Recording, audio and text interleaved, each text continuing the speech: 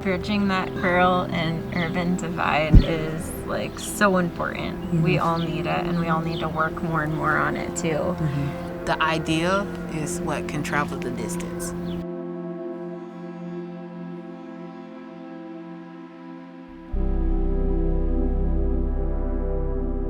Yeah. So I grew up in Illinois, Earlville, Illinois. Okay. It's about an hour and a half west of Chicago. Okay. So, a very small town, like 1,200 people or something, and grew up in the country. I was lucky enough to grow up in like 40 acres of woods, so just traveled the woods every single day. My mom wouldn't let us watch TV, so we go outside and play. That's all it was. So I think like my love towards nature like kind of sprung from that. Okay. And then we did like 360 and moved to West Palm Beach, Florida. Oh, I have family there. Super urban, yeah. And then I went to FSU, Florida State in Tallahassee, and then I got a job back in Illinois, only 30 minutes away from where I grew up. And then I met Dan, my wonderful, beautiful husband. And now I'm here. So I moved up to Wisconsin to his family farm. Dan, could you get Ollie? She's a beast. Look, she was very welcoming when we all came earlier. I think she was curious. And I was like, enough traffic now. She acts like a guard dog, but she's not.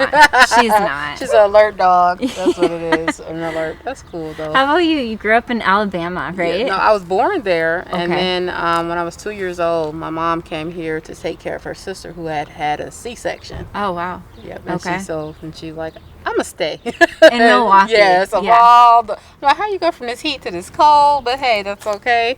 I've been here since. But now they moved back down there. Yeah. Okay. But this is it. Milwaukee has been home all except for 2 years of my life. Are they in like an urban or a rural environment? They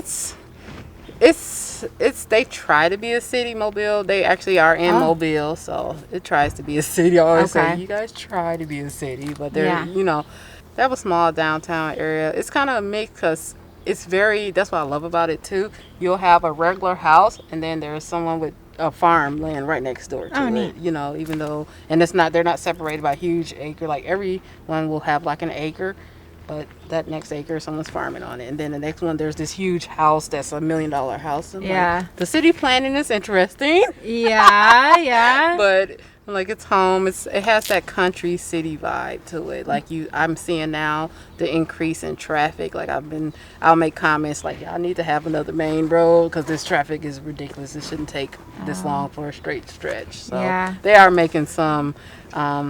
The airport used to be across the street from my parents' house. Oh, wow. Now they're relocating it downtown. I'm like, I kind of liked being able to just run to my flight versus now I have to travel 30 minutes to an hour to actually be at the airport on time. Mm-hmm. So that's going to be fun going down there. But I miss home sometimes because we visited a lot growing up. My grandparents were there and we're that staple in the family. Mm-hmm. And so we would always, every holiday. It's interesting because now my family doesn't travel like we did when I was growing up down there. So my kids don't know the extended family like I grew up. And all my first cousins and stuff, even though we lived here in Milwaukee going back and forth so much, we would be, we had really good relationships. And to my kids, the first time we went, they were down there by themselves with my mom. And I called them like, hey, what you guys doing? They said, we're at a cousin convention. I was like, a cousin convention? And then I talked to my mom, what are y'all doing? She's like, oh, it's a family reunion. I'm like, child, it's not a cousin convention. But since then, it has been named in our family cousin convention. Love that. I'm like, kids. I love that. Yeah, so that was kind of like, it's I think I moved out from home when I was 18. Yeah. So being alone, I'm used to it, away from the family, but I missed them a lot. My mom's been gone down there for 15 years. Mm-hmm. So she left like when all my kids were little and everything. So that in itself, kind of where when you say I'll do it all, I'm like, I didn't have a choice. There was no grandma around or anything like that. But I found community when my kids were teenagers. That's interesting. That I found the grandmas and aunts and stuff then. Like, it's a balance. Yeah. Where would you rather be, Milwaukee or back with your family in Alabama? That's a struggle right now because I've been going back and forth with that. Yeah. My life is here. My heart is there. Oh, okay. So that's the conflict right there. I'm like, my life and everything I've worked for is here. But I miss that family. I miss being able to see my mom every day and all that stuff going up. So yeah, it's a little, I don't know. These winters are starting to get harder and harder as I age. So I'm like, they don't really have winter down there. Yeah. Yeah. I tried. We actually tried to live there one year. We spent the summer, and my kids did about a month of school, and it didn't work out at all. It was just you bring these radical city kids who have all this freedom, and then take them in the Bible Belt. That was definitely like the questions they would ask. I'm like, yeah, this is not gonna work out. Yeah. So, and they attended private Lutheran schools during their their elementary years. So they had that foundation. It's just they were so vocal and challenging in that environment. It was interesting. I'm like, yeah, I don't think this is the time. I always say I would retire there. I don't think I can build a life, not once you've lived in a city like Milwaukee and things like that. It's hard to go to that slower pace. Love it for vacation, love to visit, but right now life is too busy and exciting. I need the city life. Yeah. But then also I wanted that. I'm grateful to have carved out a piece of that rural experience in the city and in my network. Sorry. Hey, sweetie. How are you? This is a very broad question, but like goals while you're in Milwaukee still? I do. Long term, I'd love to build a eco village. That's like been there in my mind. I'm like, there's no neighborhood like that. I would like to see an urban neighborhood that is based in a very, very green way of living. I love that. To develop a community like that. I'm like, I think it's needed in our area too. You know, you have a lot of the urban garden projects happening. I'm like, if we could just all sit at a table and begin developing something like that. And of course, expanding my art business, of course. It's recently reignited my face painting. So I'm like, wow. I saw that on your newsletter. That's really exciting. That I had been so detached from that for a while because I was struggling with a lot. The violence that's happening in Milwaukee hit us hard about 4 years ago when we lost my husband's cousin and my kid's cousin. Sorry to hear that. And I started noticing little things here and there, and I'm like, I knew that my gifts and talents, I had to broaden how I was impacting the community with my art, and also as my girls were coming of age and their art, I had to support them in a different way, and so that took me away. I didn't have that, what it took for me to sit a child in my chair and to have that conversation, because for me, my goal was in that moment, I may be the only person that, that child that talked to them that day, that was interested in what they were doing, all that. That was my approach to my face painting, and I was losing that. And I'm like, well, let's take a break from this. And I was done, and it was just like, people keep asking. They're like, why won't you paint? Why won't you paint? And then I was like, well, we'll get back into it. And this summer, and finally, it reignited inside me. It was just like, it's back. I needed that. So now I'm back out here, even starting to thinking about doing private sessions and things that I used to do, painting the bellies. Even had like I said, if you ever get a little baby inside you, I'm coming here to paint you. Because that's like my thing with moms and stuff, is in that, you're glowing. And I'm like, I like to add the art to it. I like to create something to it. Sounds so healing too. Yeah. And the conversations that we talk about, and I have a lot of mothering experience and things, so that exchange is beautiful when I'm having those sessions and everything. And mom's proud and comfortable.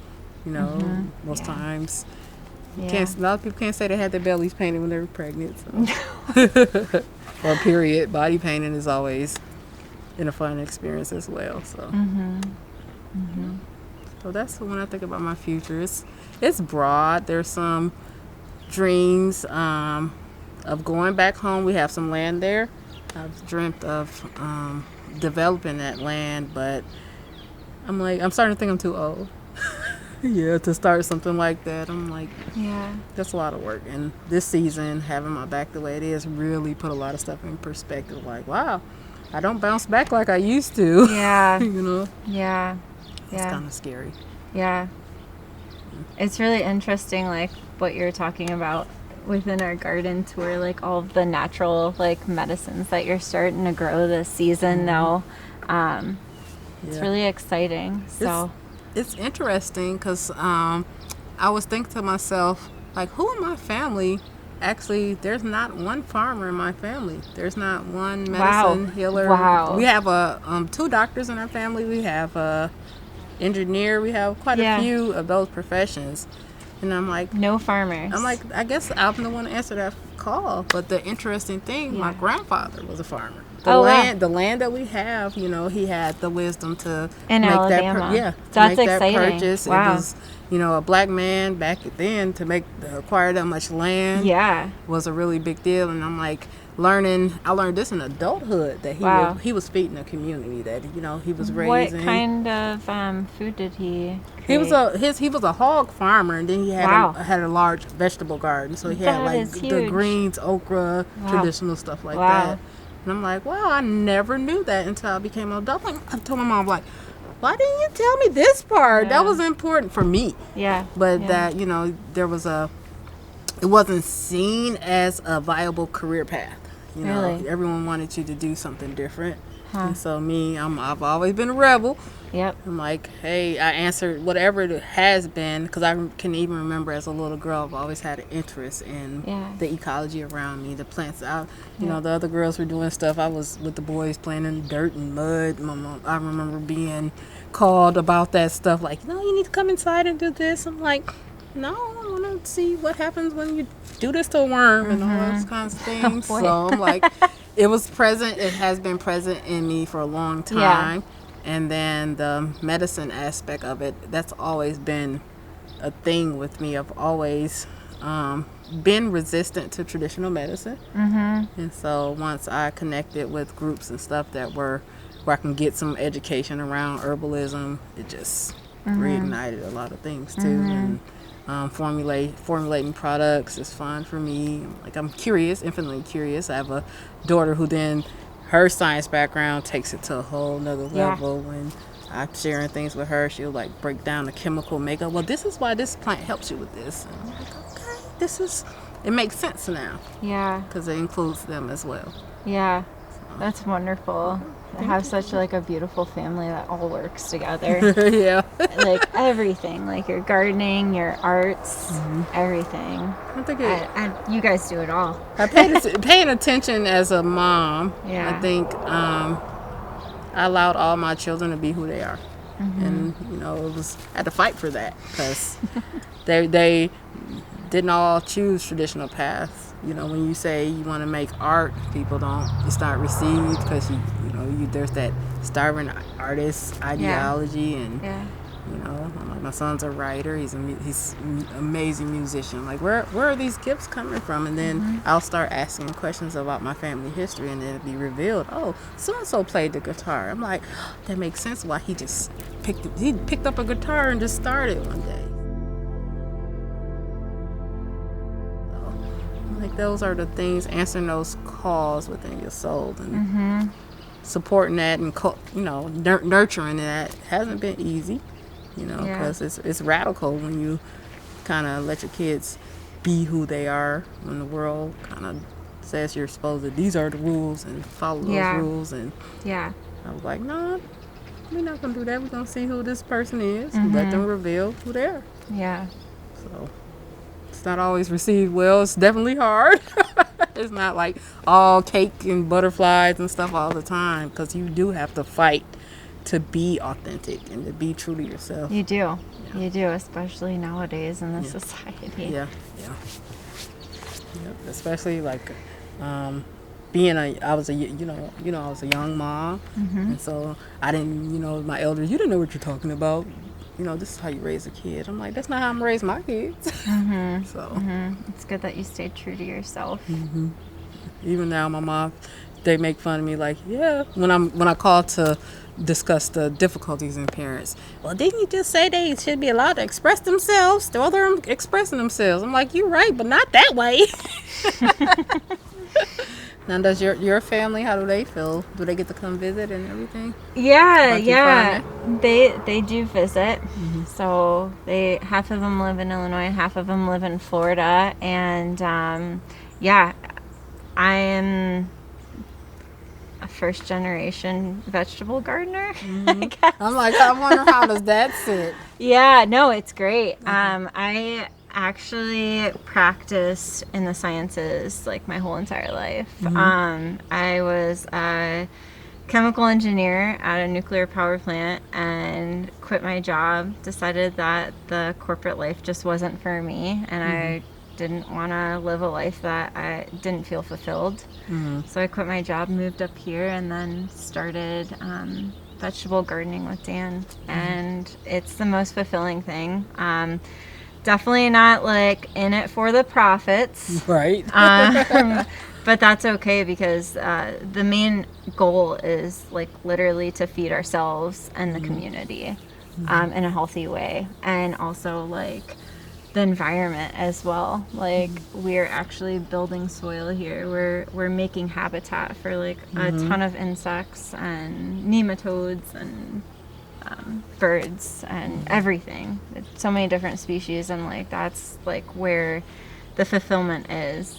And it's making me a better person because I'm happy, right? Right. So, that's important. That is so important. But yeah, like I'm in it for building community within like our rural local environment. And hopefully like this is the start of it. I and Dan want to just like grow it so much more. Like the problem that we have right now is like our land access. All of the gardens that you saw today, like they were all lawns that we killed and planted vegetables, and so like it's really hard because we don't own anything like ourselves, and it's right now is just like such a hard time to find any land that's affordable. Especially on a farming budget, a vegetable farming budget. So it's tough, but we'll find a way. You've made a beautiful with what you had. That's the thing. You make do with what you have, and then you'll be granted more. With responsible stewardship. I hope opens up so many doors. People take notice, and you help and impact everyone around you. And I can imagine the pushback you're probably hearing when because I'm noticing too when you start talking about regenerative farming and things like that. A lot of the traditional farmers are like, what are you trying to do to my land? What are you trying to do to this? Is my bread and butter? I'm like, no, we're trying to help you sustain it for the long term. That's what I'm trying to support you in by teaching you these new methods, because that's one thing that I'm learning with some of the farmers in the city and everything, where there's been coming, because most of in the urban environment, you're using private land, you're using conserved land and things like that, and a lot of farmers have come in with traditional farming practices, and now people have jumped on for regenerative farming practice, which have existed forever. It's just when industrial farming came, and then now they feel threatened in their livelihood, and so trying to help educate on that has become kind of its own little war too. So how, like around here with the traditional farmers, and you say the R word, how is that received? Well, it doesn't really like affect them because like we're just so like micro, right? But like conventional farming is existing, and it's going to exist until the climate says that it can't. There's a lot of people that do try different practices to improve the soil, like a lot of cover crops and everything like that, but like not everyone is getting into perennial agriculture, like the Savannah Institute. They're like leading the way, right? But we just need time. That's really what it is. And people like us that are speaking the word, like telling the gospel of like the farming practices that we believe in. But, you know, it's just going to take some time, and like we just have to keep talking about it. People have to know where their food is actually coming from. That part is so important. Yeah. That's why I want to start some conversations around that. Do you understand where the grocery store gets their food from first? The education is so important, and not everyone knows. Not at all. They don't, and like we sometimes think like, oh, they know, and they're not buying from like, you know, a local grower, like whatever, someone regenerative, whatever. Local is like super important. Regenerative is important, sustainable is important, but like getting from your local community, like that not only boosts like your local economy, but it just boosts so much more that you can't even think about. But yeah, it's really just all about the education. That's all we can do right now, and just keep doing the practices that we're doing, right? Yeah, everything will follow, hopefully. Hopefully, yeah. So, I'm like, if it followed where it was going, it should probably follow the transition. Yeah. The alternate path. And I see and hear more about it. I remember my first time gardening, probably 12 years ago, in my backyard, and I was talking to a coworker, and I'm telling her, I'm not going to use any chemicals, I'm not going to do this, and everything's going to be natural. And she looked at me, she's like, that's not going to work. About a year ago on Facebook, I'm sharing my garden plot that's, of course, doubled in size. And she's like, I remember when you told me you were going to start gardening and you weren't going to use any chemicals. And she's like, guess what? I don't use anything anymore. And she had a beautiful, you know, they were raising alpaca and all that kind of stuff. And I'm just like, wow. So now you see it. And I remember she's like, that's not going to work. Yep. I'm like, it has to work because it worked in the past. You know, that's exciting. Having that wisdom back then, tapping into that now, like what plants interplanted and all that. Yeah, you educating them about that. Like even like you're planting the seed, right? And so that conversation is like planting the seed. Them seeing what you're doing is planting the seed, and then you just have to wait for time and to see it grow into something prosperous. I didn't get that maturity to see it that way until I got older, because it was definitely, I'm a rebel, I'm going to show you. But now it's like, you know, I understand that, you know, you have to be patient with people. You have to respect, you know, choices. We all have a choice, but I understand your choice does affect me now. So let's have some conversation. Let's help you make a more informed decision. Yeah.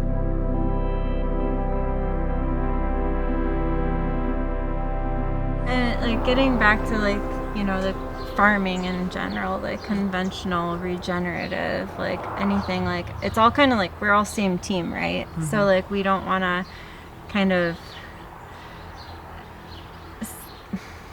say the wrong thing to them. We don't want to say like your practices suck, like you know. That's kind of like our own.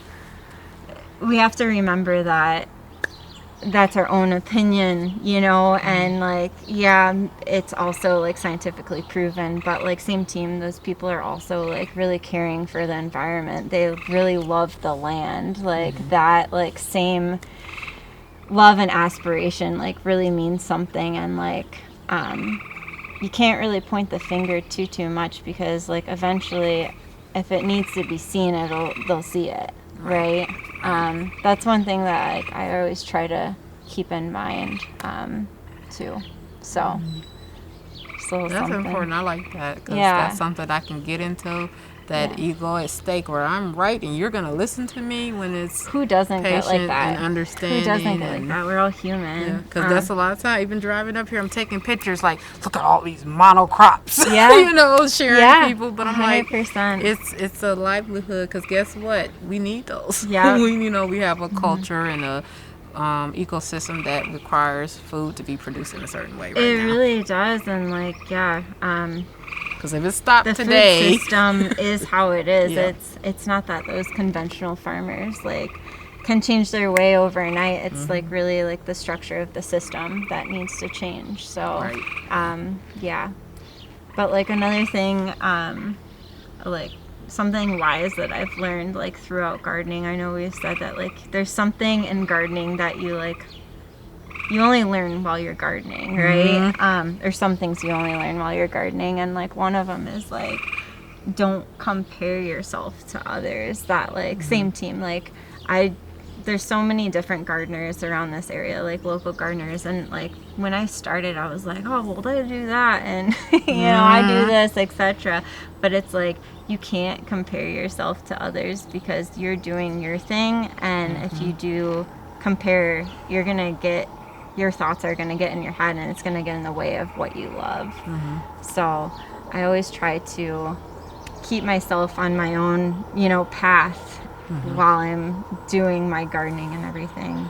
Anyway, that's what you saying that, I walk around at Alice's garden where I grow it and see all the different gardening styles. There's like 80 gardeners out there, so every plot has its own thing going on, and you walk around and you see the different methods and the different things that's growing, and everyone offers up their experience and their knowledge. Everyone is willing to share, but I definitely learn through observing the different practices, and I don't always take them with me, but it gives me just a type feeling. I don't know how to describe what that is. That's so cool though, but like it's so, you see how different it is, like, right? Like you guys have so many people like within the same like garden plot, really, and like you guys can do that, but like because you guys can take each other's experiences and grow and learn off of them, but being so far apart in the country, it's like, you know, what is that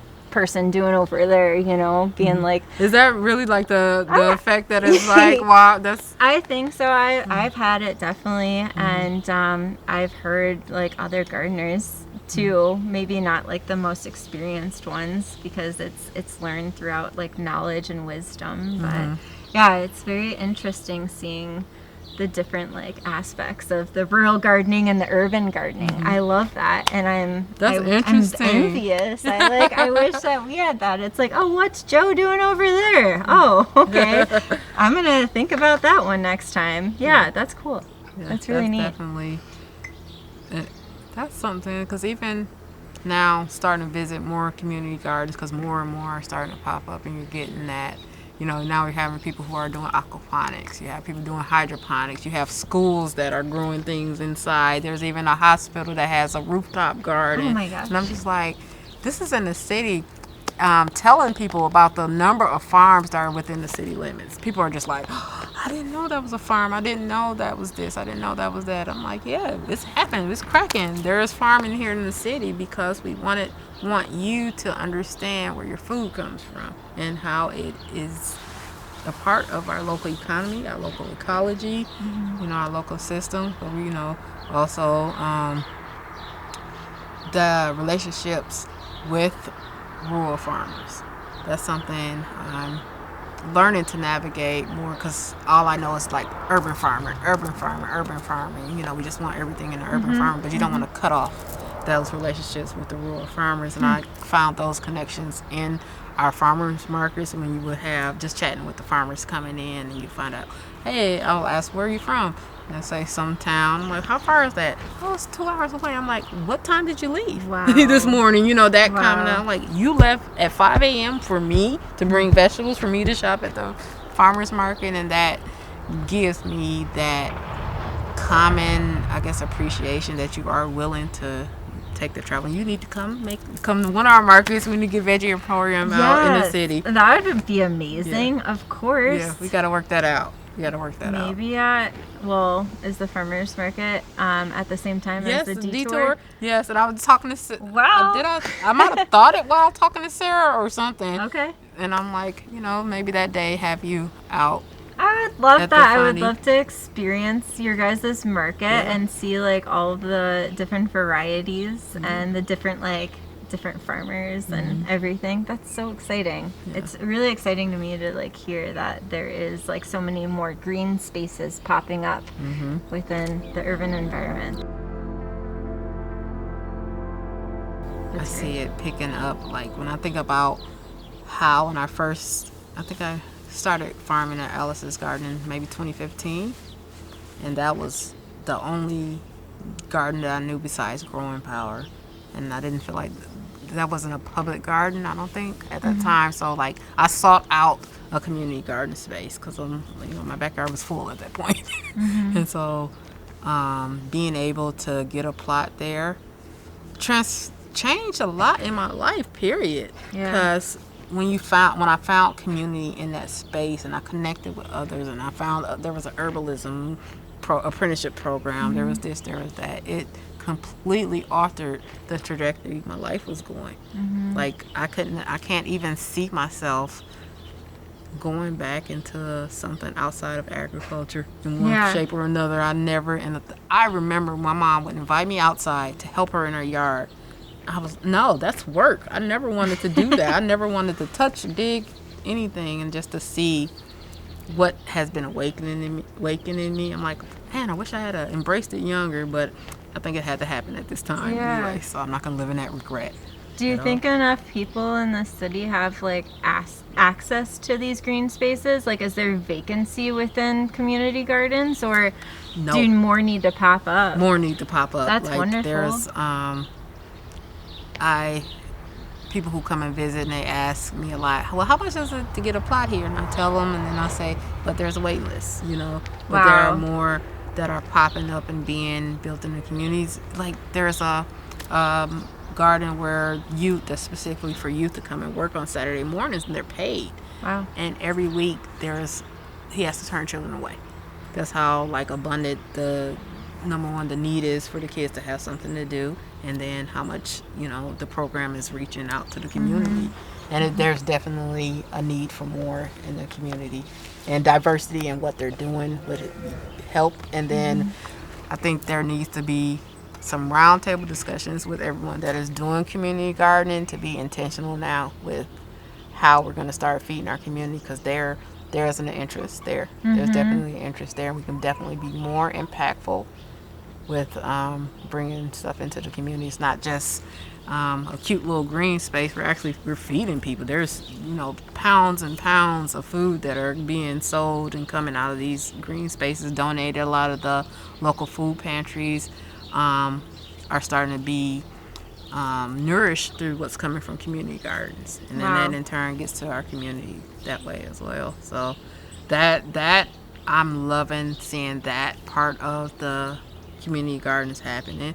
But I also sometimes worry, does it devalue the work of community gardens if we're giving it away? How does that work, navigating that part? I'm like, but it does.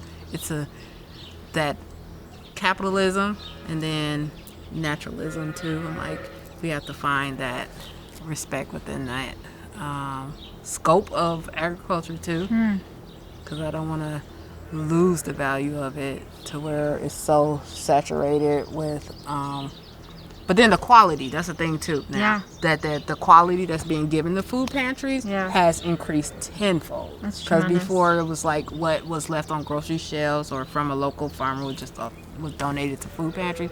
Now you're getting stuff that was harvested that morning.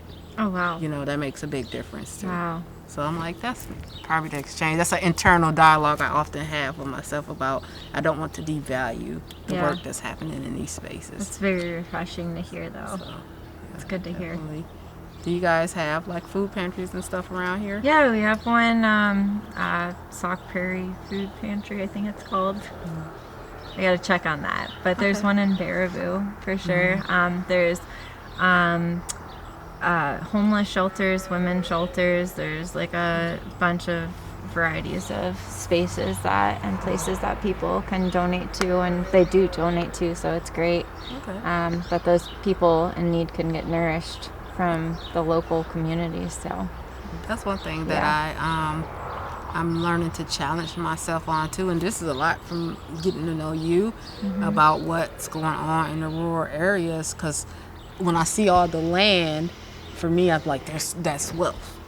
When the truth is, that's not actually the case of it. And so I'm like being open to that and seeing that I'm not happy about it, not celebrating or anything, but just having that understanding that there are still those kind of problems, those commonalities within our communities that we do have to, we're dealing with hunger, we're dealing with abuse, we're dealing with poverty, we're dealing with those same issues, and how can we help solve them together? Because I'm like, no one should be living through that. Yeah.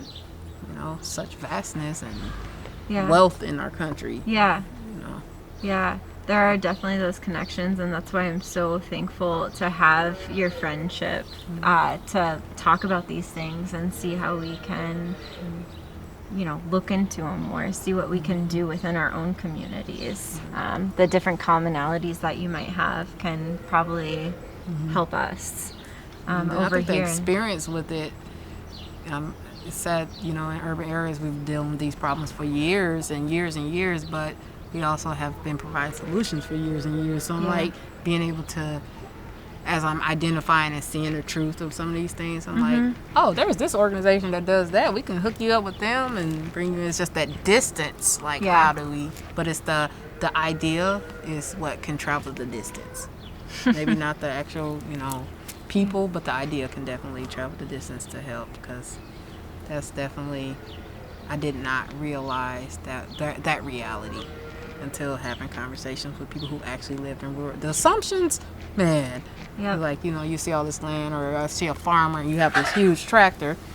I'm like, I know, I've been to the state fair, I've sat inside those huge tires, I've looked at their price tag, so I would assume you gotta have money to have that. I'm like, yeah, you do, but you have to pay for it. You have to leverage things in order to pay for it. You have to, all those kind of things. Yeah, bridging that rural and urban divide is like so important. We all need it, and we all need to work more and more on it too. I've seen some changes in the landscape. I used to travel probably about within an hour and a half radius throughout the city, to and from Madison and stuff, and I would see the political signs and stuff, and all of a sudden I started seeing those changing too. I'm like, that's interesting. Like, they didn't have this, they didn't have that. So I'm seeing the commonalities. Oh, it's not that challenge and the assumption I had. I'm like, I wondered if I was welcome in these communities. I wondered if they would look at me weird and all this stuff. But now I've learned so much. I'm like, wow, everyone's nice. Everyone wants me to come hang out. And that's a very, very unexpected experience, because that's not what we're taught in the city, especially as a black woman. You're taught not to go to certain towns. You're told, to avoid certain areas. Don't be here after dark. Things like that. And just meeting people from the community and everything is definitely, making me more comfortable. Definitely, I'm telling friends and everyone, this is a cool place. Y'all should check out Sauk County. Accepted. Yeah, definitely. And I love that you share those experiences with me, and I really value that, because I need to know what it's like in your shoes, and I want you to know what it's like in my shoes. Thank you. Yeah, we have a favorite farm stand here now, in addition to Veggie Emporium. But there's a market. Like, every time we come out here, we have to stop. Where's that? I don't know. It's a apple cider place. It's on my map as apple cider place. Ooh. There's donuts. I don't know the name. We'll have to. When we there. go there, if they're not closed tonight, I'll send you the name. Okay. But it's like, we discovered it on the detour last year, and every time we come out here, I have to stop and get my apple cider donuts. And they actually noticed us. Oh, good. Because we had came twice in a 6-week period. It's like, you guys were here before. I'm like, yeah. So hoping to, you see us more, get to know the owners and stuff, because they've been around for a while. That's wonderful. What does the social experience look like out here? Oh, that's a great question. We went to the county fair yesterday. I saw that was the wild. Sauk County Fair. I actually got an ad on social media about that. Okay. That's pretty much our social experience. Like, our friends are decently close, but girl time, what's that? No. Okay. My closest girlfriend is my dog Olive. It's very spread out, but also like I'm very introverted as well. Okay. Introverted / extroverted, but yeah, we're like probably about like 15 minutes from like our closest friends, and our farthest friends are like 3 hours away. But yeah, we barely. Like, what would social activity, not even just girl time, just like if you and Dan wanted to go out for a night, what does that look like out here? That's a great question. Well, let's reword it because like going out for a night, we kind of don't do that since we're like, we go to bed at 8. Oh, Like, yeah, we you're are up so early, lame. yes. Yeah. Understood. When you gotta wake up at 4:35, you go to bed late. But like socially, like it's kind of like Sundays. Sundays are our rest days. We go kayaking. Like this weekend, we're going kayaking with some friends after the market. But yeah, that's like an hour drive, so it's definitely a lot. Like That's good to know that you guys go on Sundays, though, because we try. We're going somewhere. We're actually going kayaking on Sunday with a group on the Milwaukee River, so that's cool. I'm like, I gotta start extending that. That's a great, yeah.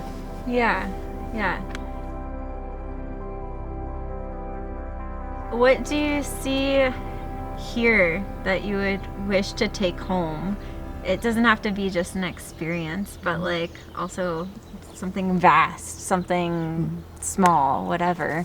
For me, though, And not here, like in the country, like anywhere, like in Alabama. Like, what do you wish the city had that the rural has? I appreciated the lack of traffic. I have to say that. Yeah. I made notice when we were coming, like we had a hard time crossing one street.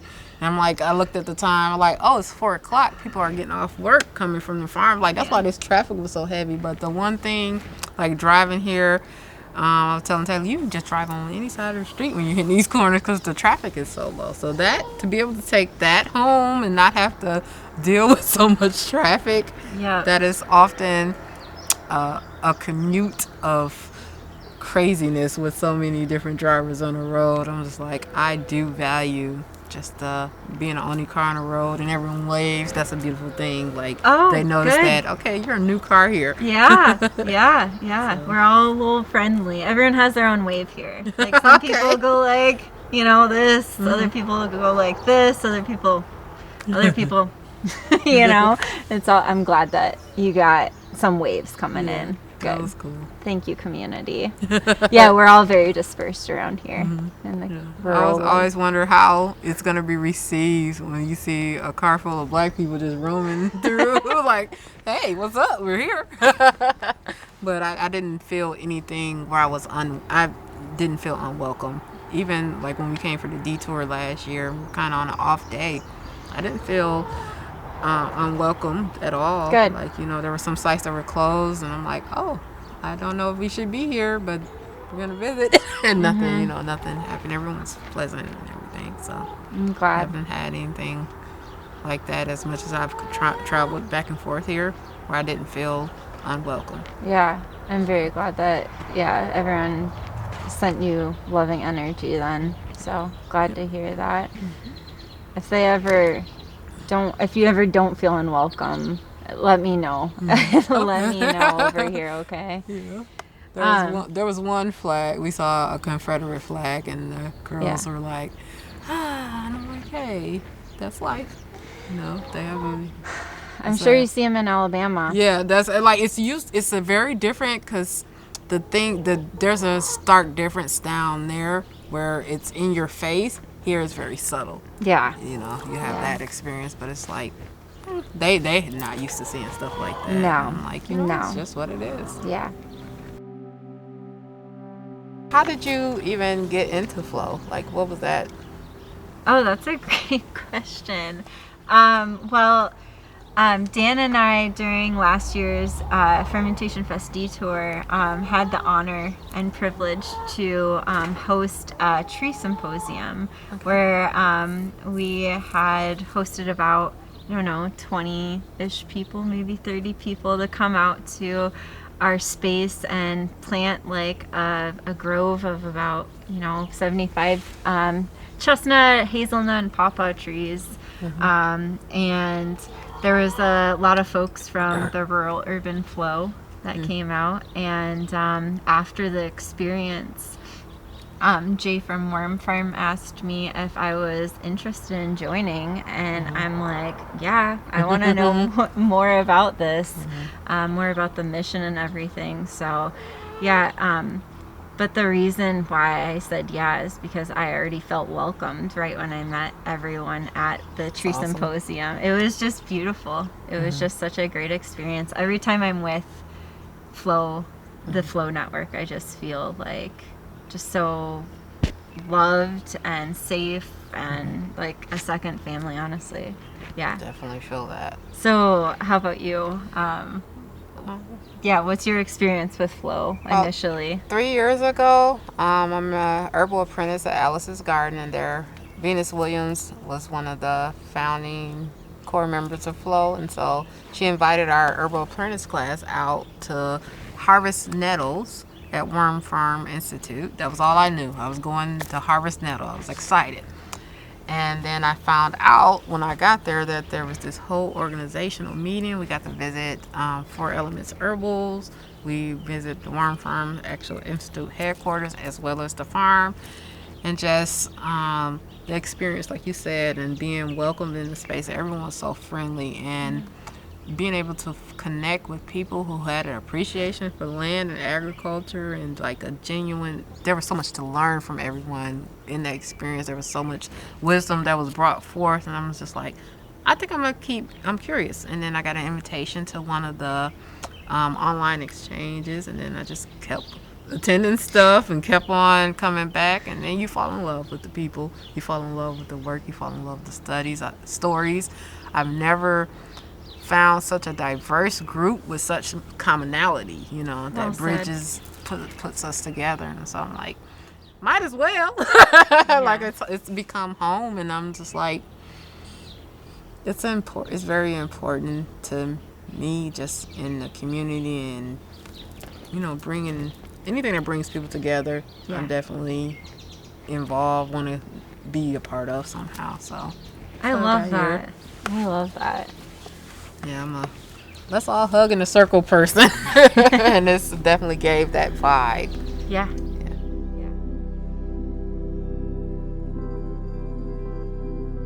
What would you like to see happen with the FLOW network? Like some projects or ideas or events or anything like that?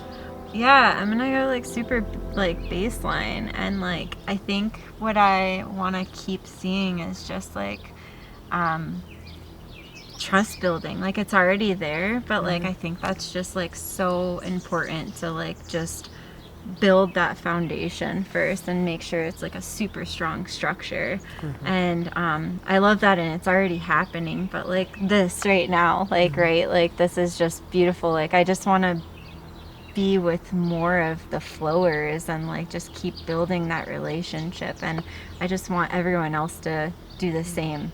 Like these one-on-one sessions are just spectacular. And that's like, one thing I'm learning, because I've been visiting different FLOW participants in their spaces and just talking one-on-one, and that further bonds me to them, because then I'm seeing you, the person, apart from the whole group of FLOW, and I'm just like, that's a beautiful individual to be connected with that shares that same passion for land, agriculture, people, cultivation, all those good things. And that I get that with that experience in the one-on-one, getting to know. That helps me with also organizing and understanding what the needs are for each individual, you know, and then coming together. When we come back together as a whole, I feel more connected to the group, because, you know, I've been a part of FLOW, but also sometimes feel like, because I wasn't there in the beginning, I'm like, am I on the outside? But as I'm getting to know the members as individuals, you know, it's helping bond me to the organization a lot more than I didn't expect that. I didn't expect to think about you like I do, you know.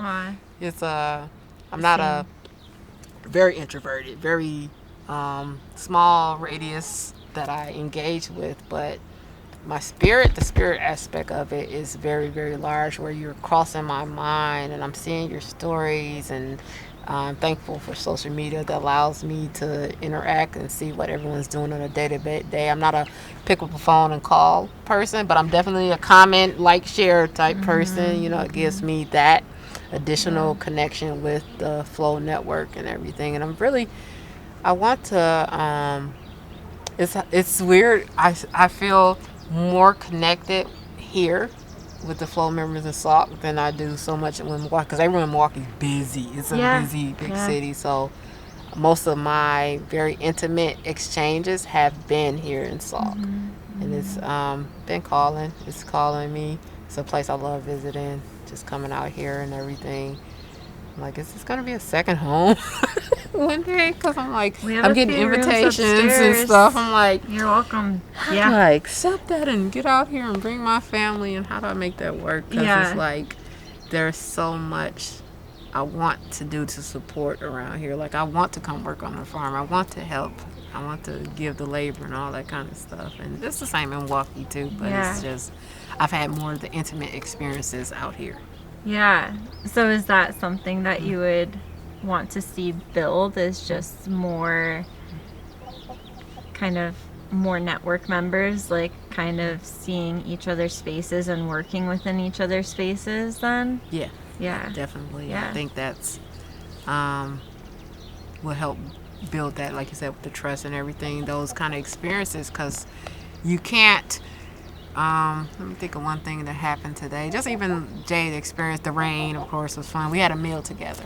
That that in itself bonds people, sharing a meal together and things like that. It doesn't have to be this formal thing, and I cannot get that out of my head. The stuff has to be this super formal invite meeting thing where it's an exchange of experiences too, just sharing a cup of coffee together, sharing a meal, just picking, weeding side by side, those kind of things. You have those natural, unscripted conversations that really, really bring you closer to another person. They're so meaningful. They really are. Yeah. We learn a lot about people. We need more of those. Yeah, those get to know you type experiences. Yeah. That is something. Yeah. Work days. Yeah. Anything. Yeah. Coffee. Yes. Yeah. I'm like, how do we make that happen with the distance? Because then that's when it starts to have to be organized when we're trying. But we can as individuals kind of connect with one another. Yeah. It does happen. It does happen. Yeah. I know a lot of FLOW members do work together outside of the FLOW network. So. Yeah, that's something that we'll just have to keep pondering too. How do we keep doing that with the distance? Yeah.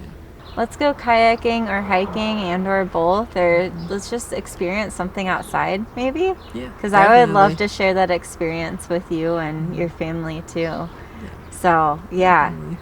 I know in October we're gonna have Fermentation Fest here. If you're available to come out, if not, we can get something else planned in the books. Work on making it an extended weekend for us and everything. Yeah. Like, the growing season is hard, but things like once fall and winter hit, it's like life slows down enough, but I can actually breathe for once, just a little bit. I feel ya. Now that I'm a semi-empty nester, all the kids are out of school, that's going to be an experience. I'm seeing people talking about back to school shopping. I'm like, I don't have to ever do that again. That's an experience. Nice. That sounds nice. That's one thing I'm learning, that I don't have any children, so I have to accept, like, I can't just leave and visit. So. You have time to hang out now. Yes, that is true. Yeah. Let's get that planned. And there's a lot of stuff. If you guys what does it look like for you guys to get away? City? That's gonna be a hard one. After growing, the drought definitely holds us back, right? When you have to water every single day, like, that's not fun, and you can't really leave for more than 24 hours. So when we get some rain, I'll let you know. Okay. There's definitely a lot of the city of festivals is what Milwaukee is. So you have to come out and just experience some of the festivals. Have you guys been to Summerfest? I'm sure. Dan has. I have not. You're an honorable Wisconsinite, and you haven't been to Summerfest. We have to get you out there in the State Fair. Okay. Have you done State Fair? No, I have not. Oh yeah, we gotta take you well, all maybe the good we can food just go to spots. the State Fair and get a corn Look, and dog those or gorgeous something. ladies need to be in the State Fair. I was looking at them like, my first assumption was that you guys were preparing to show at State Fair with those gorgeous girls. Okay, well, I mean, I'm just saying. If you find something, maybe I'll sign up. If you find me the application.